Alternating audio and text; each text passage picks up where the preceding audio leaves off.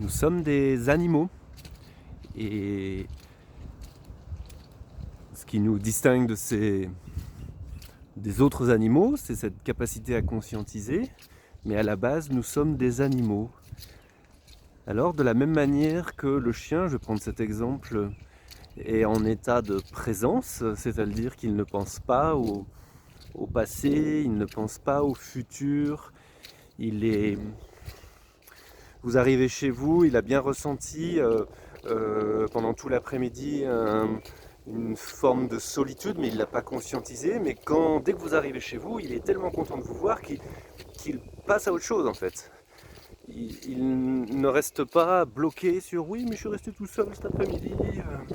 Il ne fait pas ça, ou il ne se demande pas est-ce qu'il va avoir à manger ce soir en fait. Il ne se pose pas la question.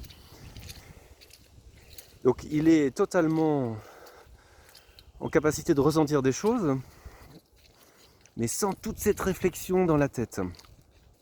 Et ce qui nous distingue donc du chien par exemple, c'est que nous avons en plus cette capacité à conscientiser. Donc nous avons une machine qui permet de conscientiser, notre mental. Ce sont juste des mots hein, quand je dis ça. Et le hic de cette machine, c'est qu'elle s'est un peu emballée. C'est-à-dire que cette machine qui nous permet de conscientiser le fait que nous sommes en vie, de vivre l'amour, de pouvoir profiter d'une situation, ce que peut assez peu faire le chien. Vous le mettez sur une plage en plein hiver, il fait froid, ou sur une plage paradisiaque, il fait pas la différence. Il sait même pas qu'il est sur une plage. Donc nous, notre machine à conscientiser, elle permet de profiter de la vie. Mais elle s'est un peu emballée et elle a pris des habitudes, cette machine. C'est qu'elle nous fait regretter des choses du passé, elle nous fait culpabiliser, elle nous empêche de pardonner, elle nous fait faire des suppositions sur l'avenir, et souvent des suppositions négatives, etc., etc., etc. Et donc plus on apprend à se détacher du mental, plus on revient à un état de présence, comme l'a le chien et plein d'autres animaux, avec en plus, nous gardons toujours ce mental qui est un outil génial, qui nous permet d'ouvrir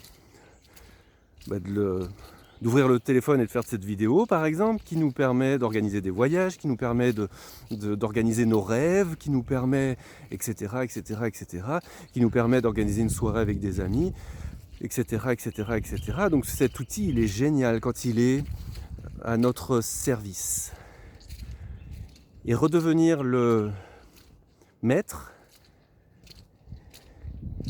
de notre vie, de notre état intérieur, passe par se détacher du mental. Ne pas le laisser penser ce qu'il veut, quand il veut, et de travers. Et ça passe par l'état de présence. Et comment on fait ? Tout simplement, on s'arrête, même 10 secondes, c'est parfait déjà, et on laisse le mental divaguer, on le laisse faire, juste on le laisse faire, on fait tout pour pas partir avec, et plus on s'entraîne à ça, plus c'est facile, on le laisse faire, et moi je reste là, j'ai conscience d'être là.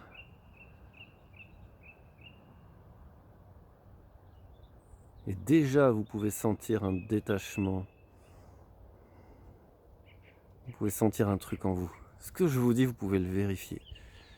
Juste on reste là, on reste là.